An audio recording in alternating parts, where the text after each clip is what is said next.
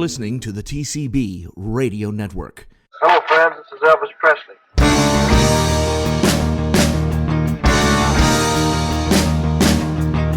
I am Marion Cox, the official sex symbol on TCB Radio Network. This is Mindy Miller. This is Ray Walker from the Jordanaires. This is Elvis's Speedway co-star Victoria Paige Myrie. This is Cynthia Pepper from Kissing Cousins. This is Zoe Botto, author of Elvis Style, From Suit Suits to Jumpsuits. This is Don Wilson, and if you're looking for Elvis, you're in the right place, TCB Radio Network. Where it's all about Elvis. Everything is about Elvis. It is all about Elvis. All Elvis, all the time. If you want to listen to something really stylish, listen to tcbradionetwork.com. You can't do any better than that, so stay with us. People who know Elvis know about TCB Radio Network, where it's all Elvis, all the time. Thank you very much. It's a pleasure to be here, sir. We'd like to welcome everybody back to the second part of our special two-part interview with former Mayor of Memphis and personal friend to Elvis Presley, Mr. Bill Morris. So now we get back to part two of our interview. Well, what do you hope to share with people that are maybe already making plans to travel to Graceland to see you? What kind of things are you going to talk about? Oh, I just talk about funny things. The stuff that we did. I used to go out to the mansion. I worked, had my regular job, and he called me one day and he said, "Once you stop by, we're just hanging out today and this afternoon, and we get out, we'll do something in the yard and whatever, horses and whatever." And I said, "Okay, I'll come by." But at that time, my income was such a polyester suit was a big thing for me because I had to have a suit and tie in my sales job. You know what polyester is? Oh, yes. Flammable. You might not know, but polyester is a fabric. It does not stand heat very well. No. And so when I get to his house, and all the guys were out in the back, they had Roman candles, and they had garbage can lids, and they got back there, and they'd light those Roman candles, and they fired at each other. Well, after about an hour of that, I started to go home, and matter of fact, I got home, my wife said, "What in the world have you been doing?" My suit looked like Swiss cheese. It had holes everywhere. Needless to say, that was the end of that suit.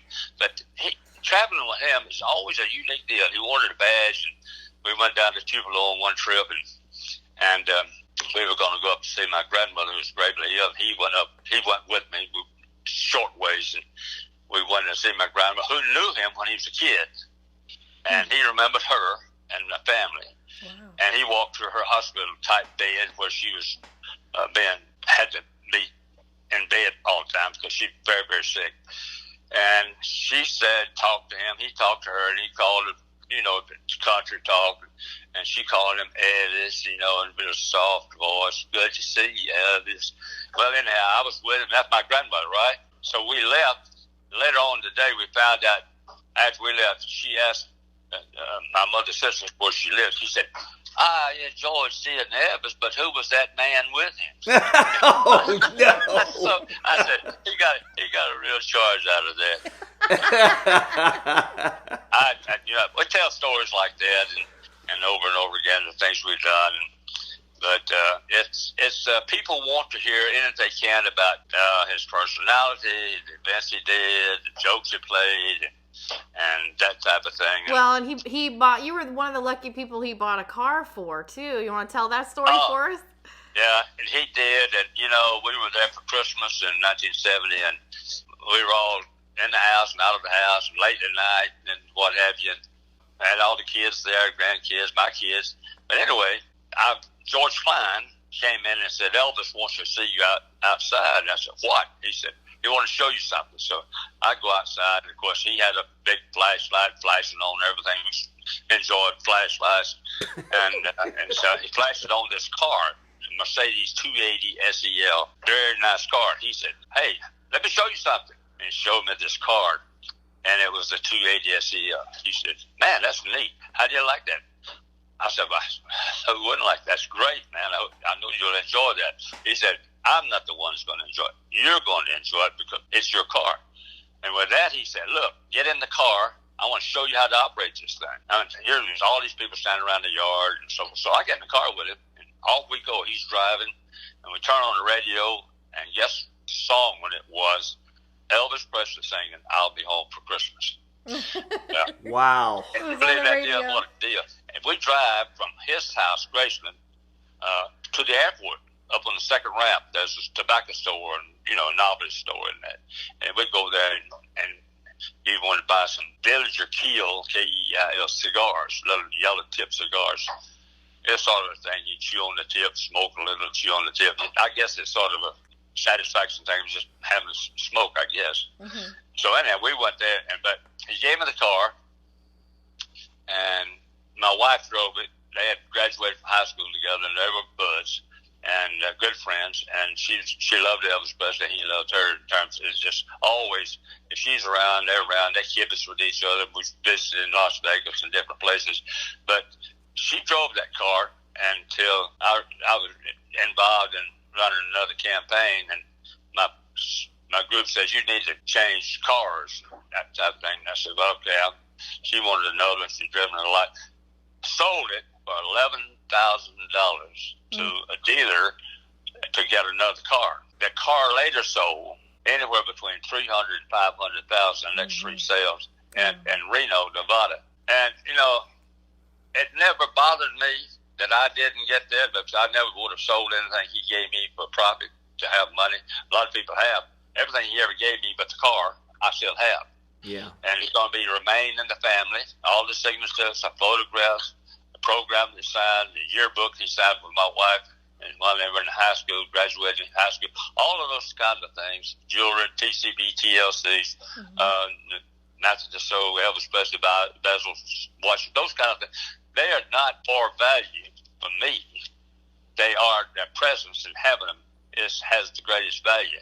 If you sold it, the money would be gone and the memories with it.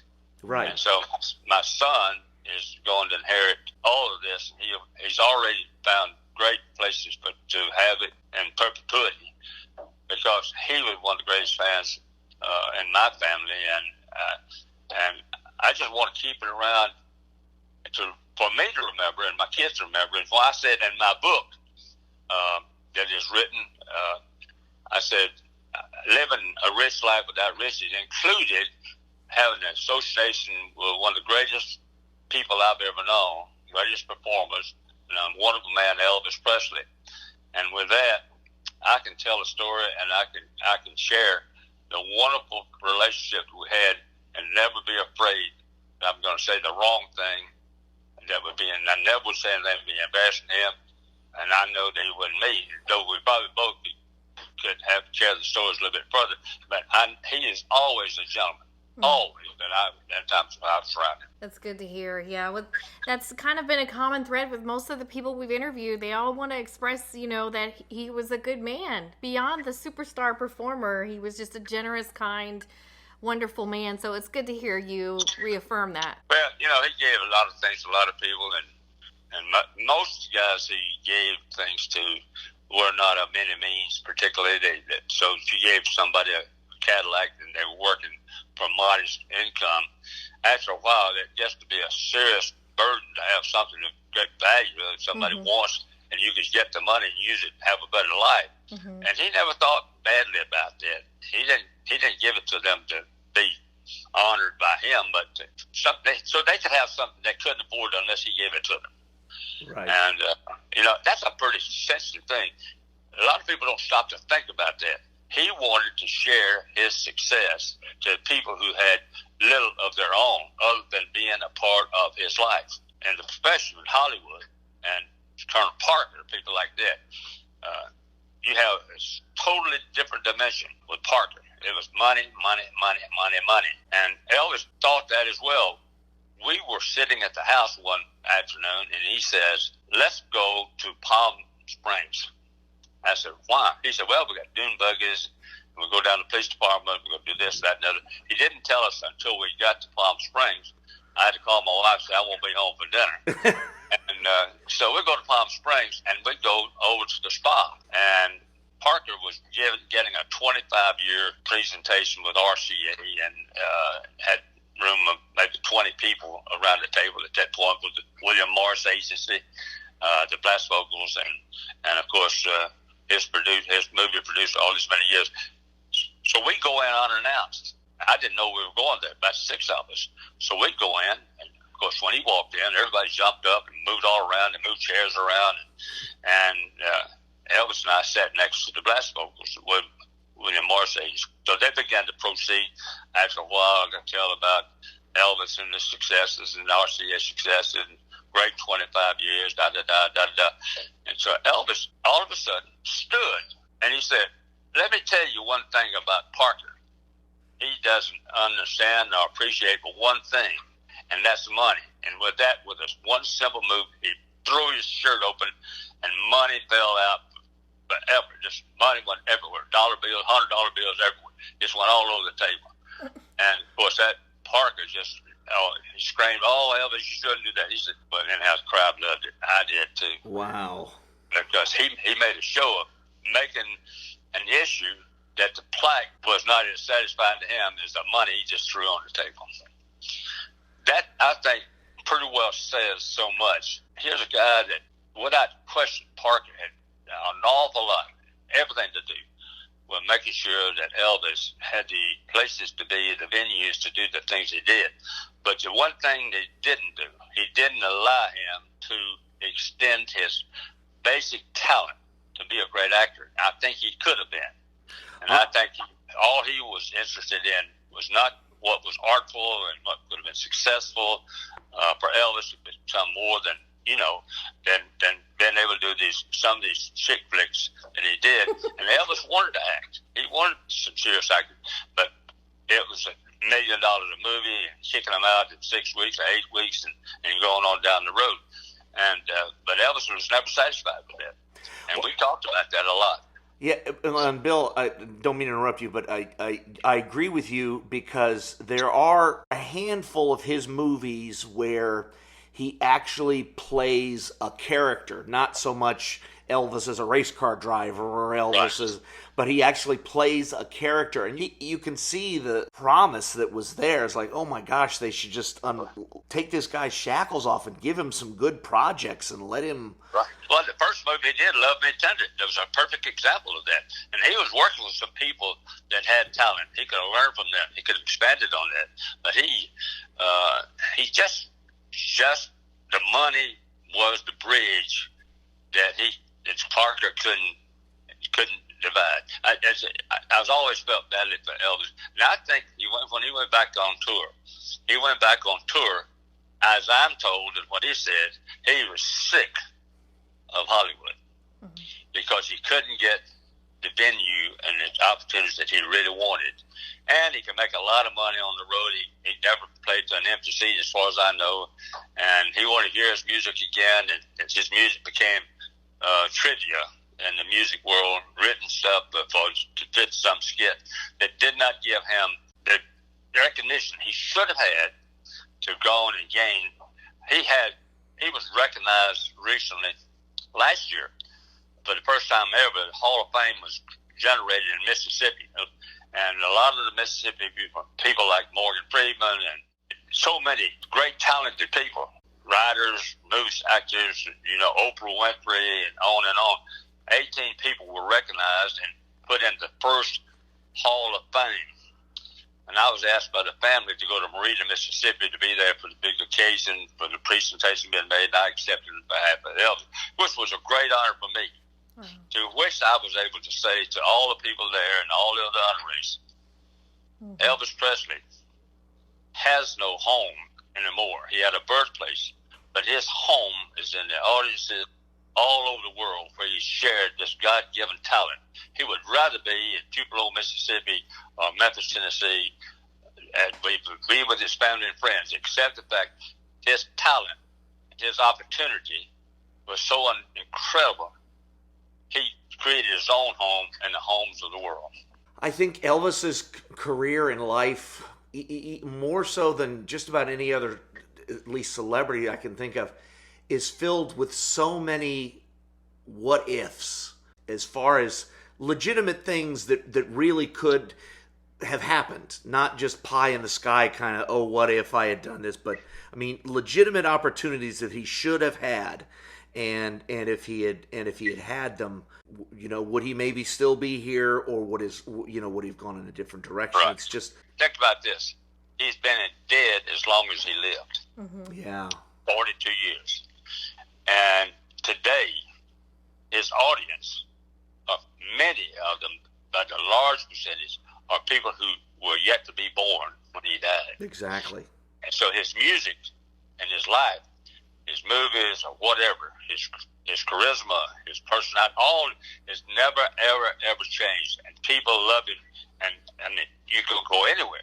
I was making a business tour in Japan, and one of the things I was doing, Mayor, I went to a company that made microwave ovens and televisions and all of that, the electronics. And we brought one of the companies, Sharp Manufacturing Company, to Memphis. But I was taking a tour with the assembly line, and I took with me some of the 1968 little hand cards, calendar cards, with Elvis Presley's picture on one side and just a calendar of the year on the other side. And I had a stack of those. And as I walked down the line, I placed one to this person, that person, all women for the most part. But I bet I didn't walk 30 feet until the clamor was so out. They stopped the assembly line, and that was in Japan. That was in a manufacturing company in Japan. And here we are across the world, and his picture on a little card stopped an assembly line because they got so excited about Elvis Presley. That impressed me. I was in London, and I was in a cab, and I was driving on one part of London going to a function, and I went through one area, and the cab driver pointed out to me in the windows of several houses in that particular neighborhood had a picture of Elvis, like a placard, Elvis Presley. There was a little fan club in that area, I found out later, but they all wanted to showcase that they loved Elvis Presley. And, that's always amazing. Wherever you've been, in Australia, wherever, Elvis Presley's name is magic. Mm-hmm. You get on like the Burt Newton show in Sydney, Australia. Big TV station like the Johnny Carson. You know what they want to know about? About Elvis Presley. And so you have to talk about Elvis Presley. And that's that goes back to what I said about what a great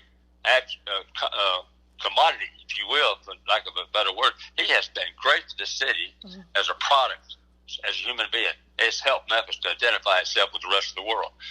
And of course, you know what?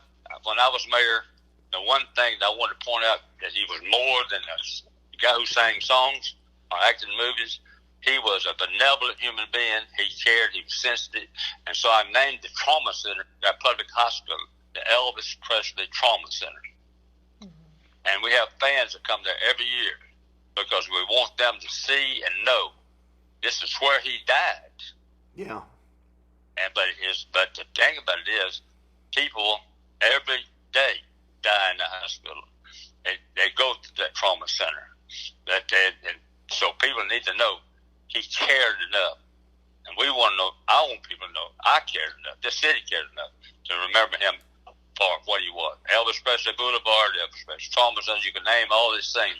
But at the end of the day, it's music defines him, and then we have to take out time to respect the legend that he was as a human being. Right. Now, Bill, were you mayor when they renamed the street Elvis Presley Boulevard? Yes. Okay. But it was the city, in the city, and I was the county mayor. Okay. So two different things. But I want to name, not the boulevard, I want our great airport to be named the Elvis Presley Memorial Airport. And someday we're going to get the airport changed sooner or later, because through that airport, tens of thousands of people come every year because of Elvis Presley. That would be They so come to cool. Graceland. What has to happen for that to be a real thing? Well, the legislature can change, the city of Memphis can change it, but it is a national airport basically, and so you have to go through a lot of hoops. But sooner or later, we're going to get somebody in the Senate and the Congress hot enough to go and lobby for this thing and make it happen. We have a postage stamp. Yeah. I'll be satisfied when we have the airport where this wonderful man lived. Yep. When you walk through the airport, you see Elvis Presley, and then when you walk through certain areas, you'll hear Elvis Presley music being played in the background. I know you've done so many interviews. Thank you so much for answering these questions that you've probably answered a million times before. But I'm wondering, in all the times that you've talked to people about Elvis, is there still a question that in the back of your mind that you've thought, man, why didn't they ask me about this? Or pretty much everything's been kind of covered? Not really. I get the same questions about the assassination of Martin Luther King, and that's why I've written this book. Mm-hmm. I thought I put in this book, I think I'm the only one that could write about the assassination of King and keeping James Earle Ray in prison, and why during the 60s there were 3 assassinations in this country that defined who we were at that time. All the multiple cultures have changed and transitioned the subcultures of the city and the country. And I wrote in this book, Bill Morris, those 50 years from a bird's eye view. I saw what I saw. I lived with the city. I went through the civil rights struggle, and I saw the assassination. I went through the safety handling of the event and making sure the process survived, unlike Dallas, Texas, where Oswald was killed before he could go to trial. But we were successful. Well, the years went by, and then my years with Elvis Presley, I've had a great feeling of being able to share my personal relationship with him. And in this book, I don't go into all the details we went through today, but I did say that the things in there that I think are relevant in terms of helping to preserve the legend that he was. I have this one question left, and I think I would be remiss if I didn't ask it, because I know of Elvis's love and admiration for Dr. King. Did you and he ever sit down and talk about it at all in depth, or not really? About Dr. King? Yes. No, because there was a conversation piece all along. We had a lot of time to get around, and it was not one that was a big event. But we did talk about Dr. King's SCLC, the leadership conference, and the degree of what he was trying to promote peace in the process of finding equity, peace and equity, which seemed to be an oxymoron. Because we're talking about how do you get to that point when there's such a subliminal anti-black-white situation that permeated the South particularly.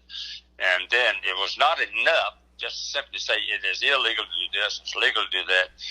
There has to be some soul searching done on the part of every community and every family in our country to determine, as we're doing today in our churches throughout the country, we're still trying to find a resolve of the disparity between cultures and the differences and the anger and the frustration. If you don't believe that, just take a look at what's going on in Washington and how it's spread out. For we're divided as a nation today more than we were prior to the Civil Rights Act, in my opinion. I absolutely agree with you.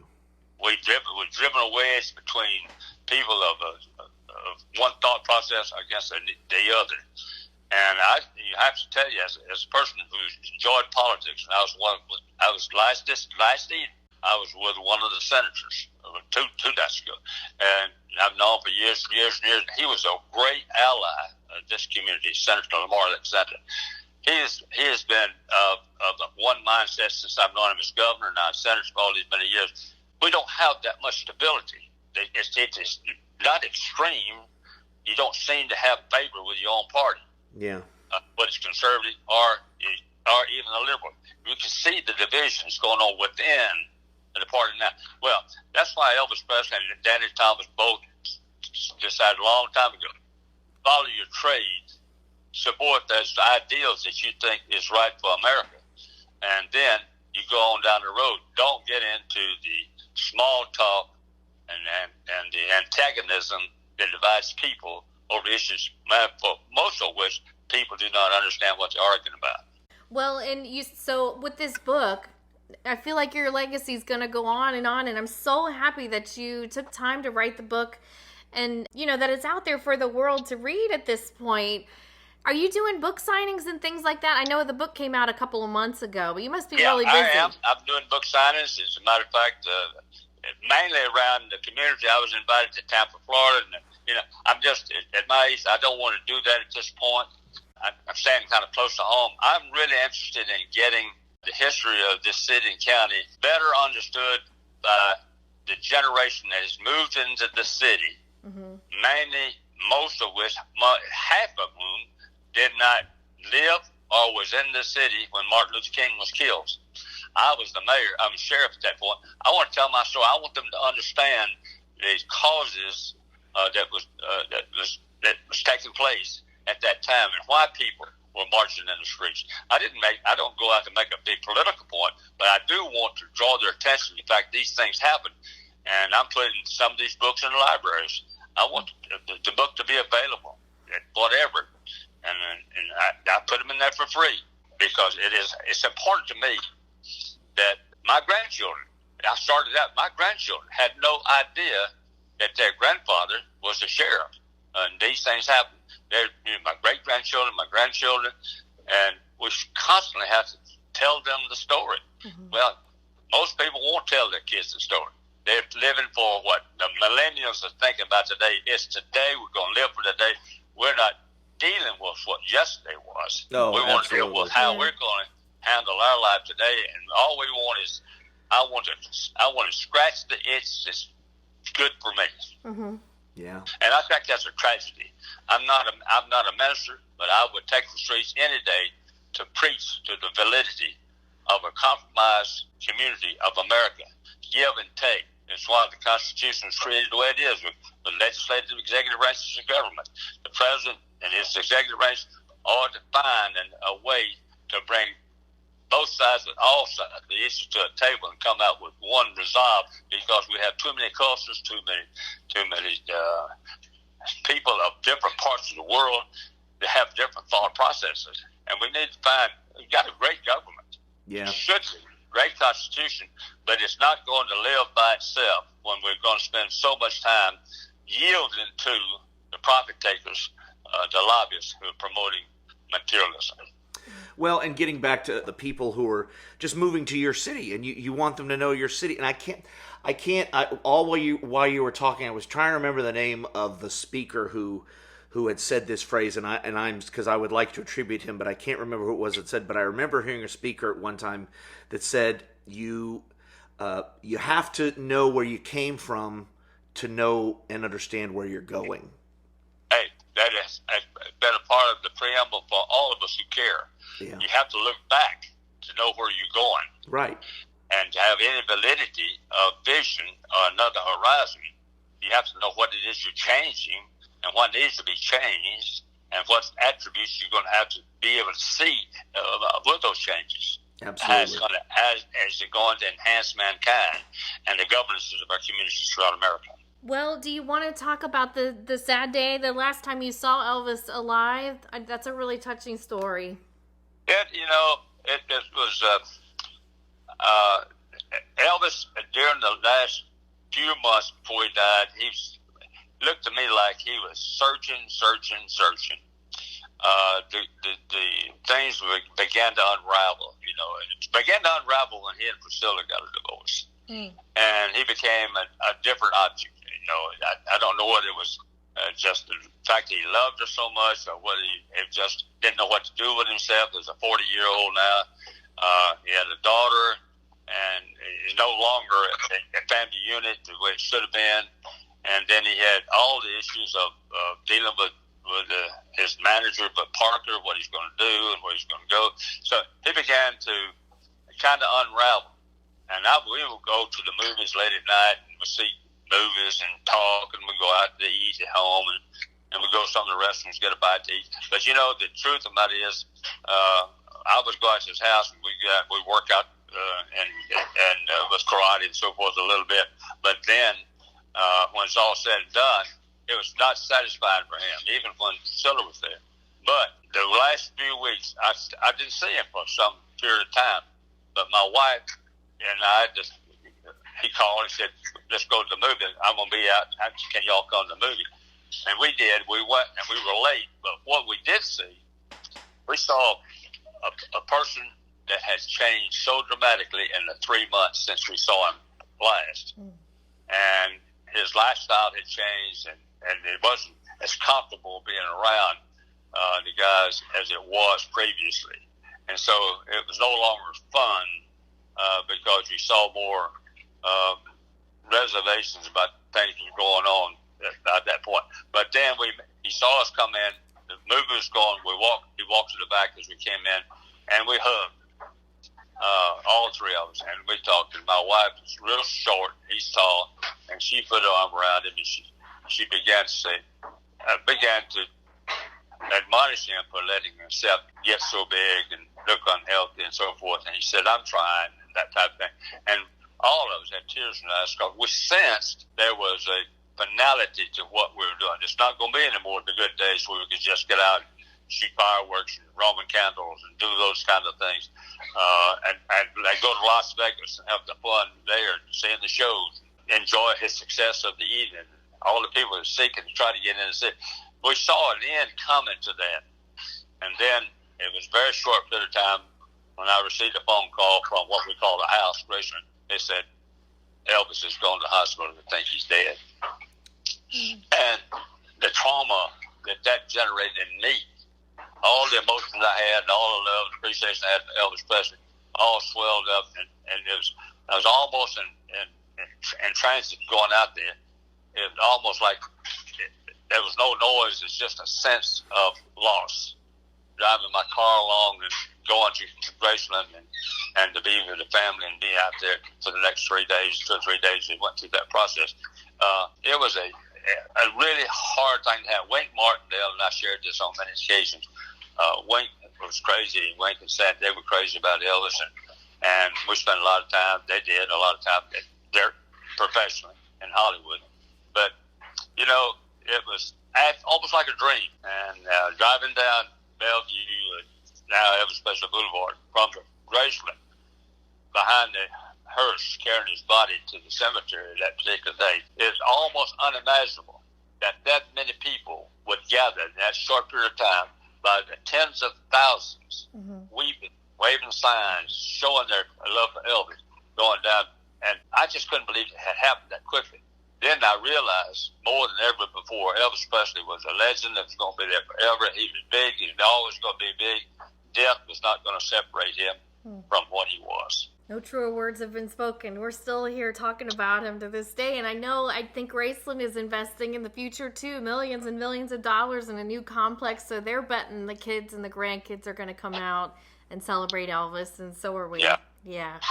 Well, I would hope that we could maintain some stability in what we're trying to do with his legend. Yes. As opposed to trying to see how much money can be made. Yes, Bill, when you're in Graceland, can you talk to them? Of people. When you're with those executives in Graceland, maybe you can drive that home, that it's important. It's so important. Everybody we've talked to has just, again, they just had this passion and this heart to let us know that he was a man, what he really stood for. And so many fans we've talked to feel the same way. They're just like, yeah. It's almost like it's the Colonel again, and Elvis is just a corporate symbol now, and not the man that people remember. The corporate symbol thing really is, to me, a very sickening affair. But I'm going to go out the 15th day of August, and all the week that week, I'm going to see people. I will sign books that week over at the Holiday Inn.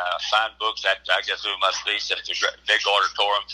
And, I would have said what I was going to say, and I'm going to be through with it there as far as Graceland is concerned.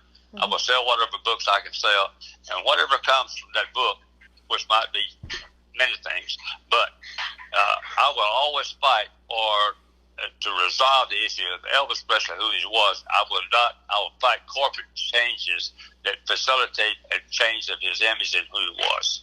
Well, thank you. You're representing a lot of us and all of our feelings, so that's good to hear. Thank you so much. And let us know when you do feel like coming down to Florida, because we would love to take you out to Disney World. When you said Tampa, our eyes both lit up. We thought you were coming because that's where we are. We're in Florida. So. Oh, really? Well, I'm 86 years old. Right. I do well. I'm physically and mentally, so far, I feel like I'm doing okay. But this is not a profession for me. It's to sell books or to get on the speaker's deal. You know, I live a comfortable life. I do want my story to be told by legitimate sources like yours to show that it was a life, and that the make-believe stuff, and I'm old enough and independent enough, I have no reason to say anything I don't believe, and I don't mind stepping on toes if I have to step on toes. And as the old saying goes, and I'll just say, if they don't like it, they can kiss my rear. Oh, that's awesome. All right, guys, thank you so much. Enjoy it. Good luck with the interview. Hope something good comes from it. Thank you. Sell some of my books. I need the money. Yeah, that's the thing. Thank you for being so generous with your time today. We so enjoyed talking to you, and I hope that you'll come back on the show again sometime soon. We loved having you. Thank you so much. Thank you very much. I enjoyed chatting with you. Thanks for listening to our show today. Don't forget to subscribe to TCB Radio Network on iTunes, Google Podcasts, Spotify, Breaker, Pocket Casts, Radio Public, Stitcher, or your favorite podcast platform. By subscribing, you'll get a notification as soon as our latest episode drops. While you're at it, please rate us with a 5-star review. This will help other Elvis fans find our show. Also, this just in, you can now subscribe to our podcast episodes on YouTube. We also have a YouTube channel that includes archived episodes of our Facebook Live broadcasts and more. You can find links to this and so much more at tcbradionetwork.com. TCB Radio Network is strictly a fan publication, not affiliated in any way with Elvis Presley Enterprises or any of its affiliates or subsidiaries. Please visit us online at tcbradionetwork.com. All trademarks, product names, company names, and logos mentioned are the properties of their respective owners. All opinions stated within do not necessarily reflect the opinions of anyone else, and certainly not Elvis Presley Enterprises. Still the King, our theme song for TCB Radio Network podcast, was written by Shane Douglas, produced by Terry Fullwider at Blue Spot Studios, and performed by Peter Alden and his band Crown Electric Company, featuring David Fontana, son of Elvis Presley's original drummer DJ Fontana, on drums. Elvis Presley is still the king. Well, he's still the king. That's